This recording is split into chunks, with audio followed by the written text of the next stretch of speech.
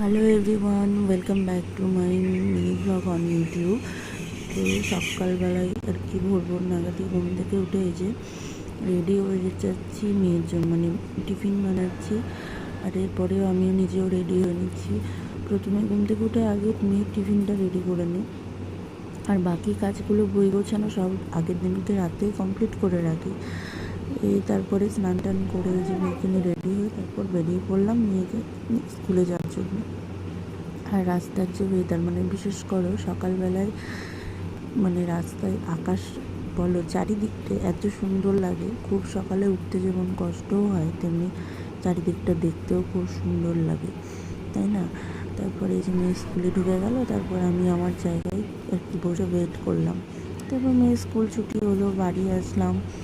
আর আজ যা গরম, মানে কি বলবো, গরমে তো একটু ভালো লাগছে না।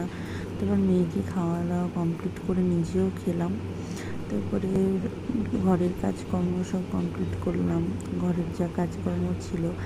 আর তার সঙ্গে দেখো আকাশের অবস্থা, মানে চারিদিকে শুধুই রোদ আর রোদ। যাই হোক, তারপরে দুপুরের দিকে সব জামা কাপড় মস্ত ভাজ করে নিয়ে, সেদিন ছিল মায়েদের একাদশী, তাই আজকে বাদাম ভাজছিলাম, কাঁচা বাদাম ভাজা করছিলাম। দেখা হচ্ছে নেক্সট ব্লগে, ততক্ষণের জন্য টাটা।